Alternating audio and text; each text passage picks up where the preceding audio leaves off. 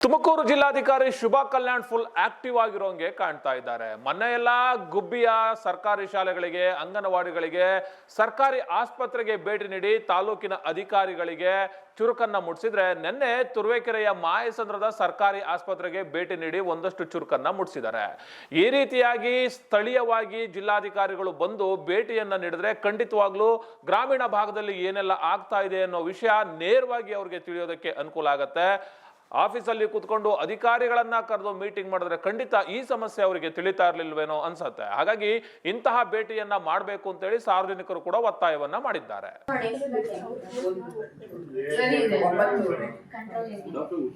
ನಿಮ್ಮಲ್ಲಿ ಏನು ಮೆಡಿಸಿನ್ಸ್ ಕೊರತೆ ಇದೆಯಾ? ಈಗ ಯಾವಾಗ ಇದೆಲ್ಲ ಸೊಳ್ಳೆಗಳೆಲ್ಲ ಸಮೀಕ್ಷೆ ಮಾಡ್ತೀರಲ್ಲ, ರಿಜಿಸ್ಟರ್ ತೋರಿಸಿ. ಇವತ್ತು ತುರುವೇಕೆರೆ ತಾಲೂಕು ಕಸಬಾ ಹೋಬಳಿಯಲ್ಲಿ ಕಲ್ಲನಕೆರೆ ಈ ಕಂದಾಯ ಗ್ರಾಮ, ಈಗ ನಮ್ಮ ಇಡೀ ಜಿಲ್ಲೆಯಲ್ಲಿ ಕಳೆದ 3 ತಿಂಗಳಲ್ಲಿ ಸುಮಾರು 540 ಕಂದಾಯ ಗ್ರಾಮಗಳು, ಉಪಗ್ರಾಮಗಳು ನಾವು ಆಯ್ಕೆ ಮಾಡಿದ್ದೀವಿ. ಇದರದ್ದು ಉದ್ದೇಶ ಅಲ್ಲಿ ದಾಖಲೆ ರಹಿತ ಜನವಸತಿ ಪ್ರದೇಶದಲ್ಲಿ ಹಕ್ಕುಪತ್ರಗಳನ್ನು ಜನರಿಗೆ ಕೊಡಬೇಕು ಅನ್ನೋ ಉದ್ದೇಶ. ಇದು ಸರ್ಕಾರದ್ದು ಒಂದು ಫ್ಲ್ಯಾಗ್ಶಿಪ್ ಪ್ರೋಗ್ರಾಮ್. ಇಡೀ ರಾಜ್ಯದಲ್ಲಿ ನಮ್ಮ ತುಮಕೂರು ಜಿಲ್ಲೆಯಲ್ಲಿ ಈ ಹಿಂದೆ 2018ರಲ್ಲಿ ಒಂದು 500 ಕಂದಾಯ ಗ್ರಾಮಗಳು ಪ್ರಾಥಮಿಕ ಅಧಿಸೂಚನೆ ಆಗಿದೆ. ಅದರಲ್ಲಿ ಒಂದು 7,000 ಫ್ಯಾಮಿಲೀಸ್ಗೆ ನಾವು ಹಕ್ಕುಪತ್ರ ಕೊಟ್ಟಿದ್ದೀವಿ. ಮತ್ತು ಇತ್ತೀಚೆಗೆ ಒಂದು ಮಿಷನ್ ಮೋಡಲ್ಲಿ ಕಳೆದ 3 ತಿಂಗಳಲ್ಲಿ ಇನ್ನೊಂದು 500 ಕಂದಾಯ ಗ್ರಾಮಗಳನ್ನು ನಾವು ಆಯ್ಕೆ ಮಾಡಿ ಅದರಲ್ಲಿ ಸುಮಾರು 18,000 ಫ್ಯಾಮಿಲೀಸ್ಗೆ ಹಕ್ಕುಪತ್ರ ಕೊಡುವ ಒಂದು ಪ್ರಕ್ರಿಯೆಯನ್ನು ನಾವು ಮಾಡ್ತಾ ಇದ್ದೀವಿ. ಇನ್ನೂ 1 ತಿಂಗಳೊಳಗಾಗಿ ಇದು ಈಗಾಗಲೇ ಪ್ರಾಥಮಿಕ ಅಧಿಸೂಚನೆಗೆ ನಾವು ಸರ್ಕಾರಕ್ಕೆ ಕಳಿಸಿದ್ದೀವಿ, ಸರ್ವೆ ಮಾಡಿದ್ದೀವಿ. ಅಲ್ಲಿ ಎಷ್ಟು ಫ್ಯಾಮಿಲೀಸ್ ವಾಸ ಇದ್ದಾರೆ ಅಂತ ಡಾಕ್ಯುಮೆಂಟ್ಸ್ ತಗೊಂಡು ಎಲ್ಲನೂ ನಾವು ಕಳಿಸಿದ್ದೀವಿ ಸರ್ಕಾರಕ್ಕೆ. ಈಗ ಹಕ್ಕುಪತ್ರ ಕೊಡಲಿಕ್ಕೆ ಅಳತೆ ಮಾಡಿ ಎಲ್ಲ ಡೀಟೇಲ್ಸನ್ನು ನಾವು ಸಾಫ್ಟ್ವೇರಲ್ಲಿ ಎಂಟ್ರಿ ಮಾಡಲಿಕ್ಕೆ ನಾವು VAOಸ್ಗೆ ಮತ್ತು ಸಂಬಂಧಪಟ್ಟ ತಹಸೀಲ್ದಾರ್ ACಗಳಿಗೆ ಹೇಳಿದ್ದೀವಿ. ಈ 1 ವಾರ ಒಳಗಾಗಿ 18,000 ಹಕ್ಕುಪತ್ರ ಕೂಡ ನಾವು ಸಂಬಂಧಪಟ್ಟ ತಹಸೀಲ್ದಾರ್ ಲಾಗಿನ್ಗೆ ತರಬೇಕು ಅಂತ ಹೇಳಿದ್ದೀವಿ. ಲಾಜಿಕಲಿ ಇದನ್ನು ಒಂದು 18,000 ಹಕ್ಕುಪತ್ರವನ್ನು ಇನ್ನೂ ಒಂದು ತಿಂಗಳ ಒಳಗಾಗಿ ನಾವು ಕೊಡ್ತೀವಿ. ಈಗ ನಮ್ಮ ಜಿಲ್ಲಾ ಹಂತದಲ್ಲಿ ಏನೇನು ಆಗಬೇಕು ಪ್ರಾಥಮಿಕ ಅಧಿಸೂಚನೆ ಇದೆ ಅದು ಸರ್ಕಾರ ಕಳಿಸಿದ್ದೀವಿ ಮತ್ತು ಅಬ್ಜೆಕ್ಷನ್ ಪೀರಿಯಡ್ ಇದೆ. ಫೈನಲ್ ನೋಟಿಫಿಕೇಷನ್ ಆದ ತಕ್ಷಣ ನಾವು ಹಕ್ಕುಪತ್ರವನ್ನು ನಾವು ಅಪ್ರೂವ್ ಮಾಡಿ ಮತ್ತು ರಿಜಿಸ್ಟ್ರೇಷನ್ ಮಾಡಿ ಮತ್ತು ಈಸ್ವತ್ತು ಕೂಡ. ಸೊ ಇದು ಒಂದು complete end to end process. ಇದು ಏನು ಒಂದು ಜನರದ್ದು ಒಂದು 20-30 ವರ್ಷ ಆಲ್ಮೋಸ್ಟ್ 2 ಜನರೇಷನ್ಸ್ದು ಬೇಡಿಕೆ ಏನಿತ್ತು ಅದು ಒಂದು ಭಾಗ. ಇನ್ನೊಂದು ಏನಂತ ಹೇಳಿದ್ರೆ, ನಾವು ಅಫಿಷಿಯಲಿ ಅದು ಒಂದು ಕಂದಾಯ ಗ್ರಾಮ ಅಂತ ಐಡೆಂಟಿಫೈ ಮಾಡಿದರೆ ಮುಂದಿನ ದಿನಗಳಲ್ಲಿ ಅವರಿಗೆ ಇನ್ಫ್ರಾಸ್ಟ್ರಕ್ಚರ್ ಫೆಸಿಲಿಟೀಸ್, ಅದು ರೋಡ್ ಇರ್ಬೋದು, ಚರಂಡಿ ಇರ್ಬೋದು ಮತ್ತು ಅದು ನೀರಿನ ಸಂಪರ್ಕ ಇರ್ಬೋದು, ಅದೆಲ್ಲ ಅವರಿಗೆ ಅಫಿಷಿಯಲಿ ಸಿಗುತ್ತೆ. ಮತ್ತು ಪ್ಲ್ಯಾನಿಂಗಲ್ಲಿ they will also become a part of it. So ಎಲ್ಲನೂ ನಾವು ಮನಗಂಡು ಇದನ್ನು ಮಾಡಬೇಕು ಅಂತ ನಮ್ಮ ಜಿಲ್ಲಾ ಉಸ್ತುವಾರಿ ಸಚಿವರು ಹೇಳ್ತಾ ಇದ್ರು. 1993ಯಲ್ಲಿ ಇದನ್ನು ನಾವು ಘೋಷಣೆ ಮಾಡಿದ್ವಿ. ಇದನ್ನು ಒಂದು ಲಾಜಿಕಲ್ ಈಗ ಈ ಒಂದು ತಾಲೂಕಲ್ಲಿ ಹೊಸದಾಗಿ 50 ಆಗಿದೆ. ಇಡೀ ಜಿಲ್ಲೆಯಲ್ಲಿ Turuvekere stands second highest after Gubbi. ಸುಮಾರು ಒಂದು 3,500 ಇಂದ 4,000 ಫ್ಯಾಮಿಲೀಸ್ಗೆ ಈ ತಹಸೀಲ್ದಾರು ಮತ್ತು AC ಸ್ಪೆಷಲಾಗಿ ಇಂಟ್ರೆಸ್ಟ್ ತಗೊಂಡು ಮಾಡಿದ್ದಾರೆ. ಸೊ ಇದನ್ನು ಒಂದು ಲಾಜಿಕಲ್ ಕನ್ಕ್ಲೂಷನ್ಗೆ ತರಬೇಕು ಅಂತ ಕೂಡ ನಾವು ಇವತ್ತು ಸೂಚನೆ ಕೊಟ್ಟಿದ್ದೀವಿ. ಮತ್ತು ನಾವು ಎಲ್ಲ VAOs ಕೂಡ ರೆವ್ಯೂ ಮೀಟಿಂಗ್ ಕರೆದಿದ್ದೀವಿ, ಅವ್ರಿಗೂ ಇದನ್ನು ನಾವು ಹೇಳ್ತೀವಿ. ಇದು ಇಲ್ಲದೆ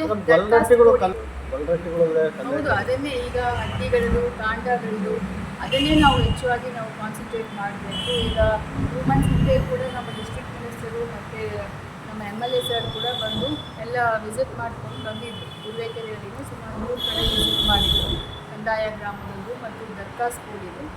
ಹಾಗೆಯೇ ದರ್ಖಾಸ್ ಕೋಡಿಯಲ್ಲಿ ಈಗ ಬಗರುಕುಮಲ್ಲಿ ಯಾರ್ಯಾರಿಗೆಲ್ಲ 20 ವರ್ಷ ಹಿಂದೆ ಮಂಜೂರಾಗಿದೆ ಅವರಿಗೆ ಒಂದೇ ಪಾನಿಯಲ್ಲಿ ಸರ್ಕಾರಿನೂ ಬರುತ್ತೆ ಮತ್ತು ಅವ್ರ ಹೆಸರುಗಳು ಬರ್ತಾ ಇದೆ. ಹಂಗಾಗಿ ಅವ್ರಿಗೆ ಅದು ಟ್ರಾನ್ಸಾಕ್ಷನ್ ಮಾಡೋಕ್ಕೆ ಹಕ್ಕು ಇದು ಇಶ್ಯೂಸ್ ಇತ್ತು. ಅದನ್ನು ಒಂದು ಸೆಪ್ರೇಟ್ ಸರ್ವೆ ಮಾಡಿಸಿ ಸೆಪ್ರೇಟ್ ನಂಬರ್ ಕೊಡುವ ಒಂದು ನಿಟ್ಟಿನಲ್ಲಿ ದರ್ಖಾಸ್ ಕೋಡಿ ಆಂದೋಲನ ಈ ಜಿಲ್ಲೆಯಲ್ಲಿ ಈಗ ಲಾಸ್ಟು ಹಿಂದೆ 5 ವರ್ಷ ಮಾಹಿತಿ ತಗೊಂಡ್ರೆ ಬರೀ ಒಂದು 100 ಜನಕ್ಕೆ ಅವರು RTC ಕೊಟ್ಟಿದ್ದಾರೆ. ಬಟ್ ಈಗ ನಾವು ಲಾಸ್ಟ್ 1 ಇಯರಲ್ಲಿ 10,000 ಈಗ ರೆಡಿ ಇದೆ ನಮಗೆ RTCಗಳು ಸರ್ವೆ ಮಾಡಿ ಅವರಿಗೆ ಕೊಡಲಿಕ್ಕೆ. ಅದಕ್ಕೆ ತುರುವೇಕೆರೆಯಲ್ಲಿ 1700 ಇದೆ. ಅದಕ್ಕೆ ಒಬ್ಬ ರೈತರು ಜಮೀನಿಗೇನೆ ಹೋಗಿ ಅವ್ರ ಹತ್ರ ನಾವು ಕೇಳಿದ್ವಿ ಎಷ್ಟು ವರ್ಷದಿಂದ ಪೆಂಡಿಂಗ್ ಇತ್ತು, 20 ವರ್ಷದಿಂದ ಪೆಂಡಿಂಗ್ ಇತ್ತು ಅಂತ ಹೇಳಿದ್ರು. ಸೊ ಈ ಥರ ಎಲ್ಲಿ ನಮಗೆ ಡಾಕ್ಯುಮೆಂಟ್ ಸಿಗ್ತಾ ಇದೆ ಅಲ್ಲಿ ನಾವು ಕಡ್ಡಾಯವಾಗಿ ಮಾಡಬೇಕು.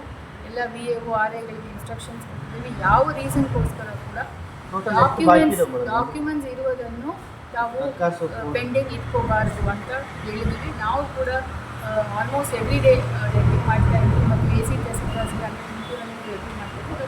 ಈ ಸ್ಥಳದಲ್ಲಿ ಏನೇನು ಇನ್ನೂ ಸ್ವಲ್ಪ ನಾವು ವಿಸಿಟ್ ಮಾಡಿದ್ರೆ ಒಂದು ಖುಷಿ ಜಾಸ್ತಿ ಇರುತ್ತದೆ ಅನ್ನೋ ಒಂದು ನಿಟ್ಟಿನಲ್ಲಿ ನಾನು ಇವತ್ತು ಬಂದಿದ್ದೀನಿ. ನೆನ್ನೆನೂ ನಾನು ಗುಬ್ಬಿಗೆ ಹೋಗಿದ್ದೆ.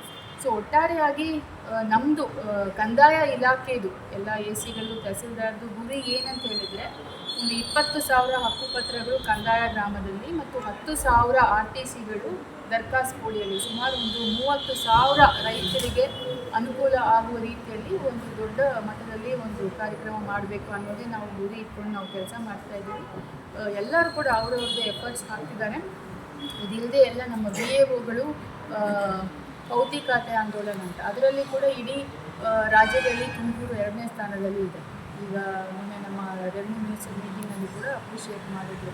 ಸುಮಾರು 23,000 ಪೌತಿ ಖಾತೆಗಳು ನಾವು ಮಾಡ್ತಾ ಇದ್ದೀವಿ. ಅದರಲ್ಲಿ ನಾವು ಗುರಿ ಏನಿದ್ದೀವಿ ಅಂದರೆ ಒಬ್ಬ VAOಗೆ ಒಂದು ತಿಂಗಳಿಗೆ 50 ಮಾಡಲೇಬೇಕು ಅಂತ ಕೊಟ್ಟಿದ್ದೀವಿ. ಸೊ ಅದನ್ನು ಅವರು ಮಾಡ್ತಿದ್ದಾರೆ, ಅದನ್ನು ನಾವು ರೆವ್ಯೂ ಮಾಡ್ತಿದ್ದೀವಿ. ಸೊ ಇದು 3 ಮುಖ್ಯವಾದ ಕಾರ್ಯಕ್ರಮಗಳು ನಮ್ಮ ಕಂದಾಯ ಇಲಾಖೆಯಲ್ಲಿ ನಡೀತಾ ಇದೆ. ಅದಿಲ್ಲದೆ ಮಾಯಸಂದ್ರ PHCಗೆ ಕೂಡ ವಿಸಿಟ್ ಮಾಡಿದ್ದೀವಿ. ಅಲ್ಲಿ ಮೆಡಿಸಿನ್ಸ್ ಕೊರತೆ ಏನು ಕಂಡು ಬಂದಿರಲಿಲ್ಲ ಮತ್ತು ಅಲ್ಲಿ ಲ್ಯಾಬ್ ಟೆಕ್ನಿಷಿಯನ್ ಇದ್ದರು. ಡಾಕ್ಟರ್ಸ್ ರೆಗ್ಯುಲರ್ ಆಗಿ ಬರಬೇಕು ಅಂತ ಹೇಳಿದ್ವಿ ಮತ್ತು AC ಅವ್ರಿಗೂ ಇನ್ಸ್ಟ್ರಕ್ಟ್ ಮಾಡಿದ್ವಿ. THOಯಿಂದ PHCಗಳಲ್ಲಿ ಡಾಕ್ಟರ್ಸ್ ಸರಿಯಾದ ಸಮಯಕ್ಕೆ ಬರ್ತಿದ್ದಾರೆ. ಬಿಕಾಸ್ ಇಲ್ಲಿ ಬೇಸಿಕ್ ಮಿನಿಮಮ್ ಫೆಸಿಲಿಟೀಸ್ ಕೊಟ್ಟರೆ ನಮಗೆ ಅವರು ತಾಲೂಕು ಹೆಡ್ ಕ್ವಾರ್ಟರ್ಸ್ಗೆ ಮತ್ತು ಡಿಸ್ಟ್ರಿಕ್ಟ್ ಹೆಡ್ ಕ್ವಾರ್ಟರ್ಸ್ಗೆ ಬರೋದು ಕಡಿಮೆ ಆಗುತ್ತೆ ಅಂತ ನಾವು ಅದು ಕೂಡ ನಾವು ಇನ್ಸ್ಟ್ರಕ್ಟ್ ಮಾಡಿದ್ವಿ. ಚಾಲುಕ್ಯ ನ್ಯೂಸ್ ಜನರಿಗೋಸ್ಕರ.